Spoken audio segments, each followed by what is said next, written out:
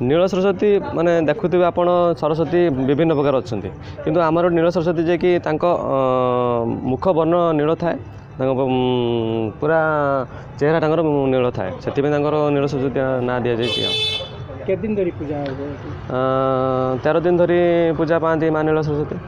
नील सरस्वती ठाकुर ना गोटे हेल्पलाइन विषय कौन? हाँ नील सरस्वती हेल्पलाइन ना है कि लोक मानकर जो आम पुआसर जो अच्छा पूरा गुरुजन एवं बड़ भाई भौणी सहयोग रुए से आम गोटे चिंता कलु जे कि आम गोटे हेल्पलाइन करिया कि गरीब आ असहाय मानक सहयोग करिया से 5 वर्ष धरी ये माँ ना गोटे हेल्पलाइन खोलीचु। आप सोशल मीडिया प्राय देखुवे गोटे ऑटोटे बाहर करचु कि आमर गोटे जलिया स्टल अच्छी प्रत्येक दिन मागणा खाया दि जाए। प्रत्येक वर्ष देखते से नील सरस्वती ना दिखाई से आमर जो मुख वर्णटा नील था से नील सरस्वती ना दिखाई। भद्रक सहर निकट कुआस ग्राम नील सरस्वती बेशरे पूजा पाउछंती माँ सरस्वती। तेबे माँ को मृण्मय मूर्ति और सुंदर आलोकमालार साजसज्जा सहित राम सीता आकृति श्रद्धालु मानकु बेस आकृष्ट करुछि।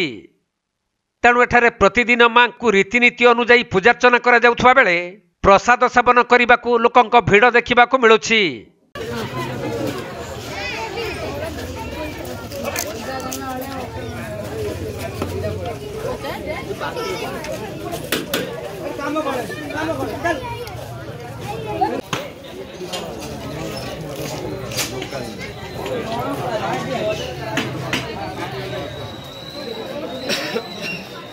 सेपटे एही पूजा दीर्घ 14 वर्ष धरी चली आसुथबा बेले 15 दिन मंडपरे मां को पूजार्चना करा जाई शेषरे धूमधाम रे नील सरस्वती मां को मेलाणी दिया जाई थाए।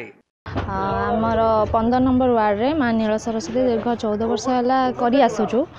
आज आमर खाइबा थिला भोजन देखुचंदी आपण भोजन केमिति दिया होची 13 वर्ष तो देला दिया होची। एथर प्राय 15,000 रु अधिक लोक आज खाई जाइछंती। माँ का आशीर्वाद अच्छी गाँ लोकर आशीर्वाद अच्छी तो चली आसी। एथर तो सजासजी भल रकम कहीं एथर मार्केट आमर माँ प्रतिमूर्ति बुलिया को जीव तो देखिया कौन हो आगू ठाकुर रे तो 13 दिन रुहंती किंतु जदि सुविधा कि असुविधा किसी प्रॉब्लम है तो आमर किसी दिन घुंचाई दे देखिकी से 15 दिन 20 दिन पर्यंत रखू आ।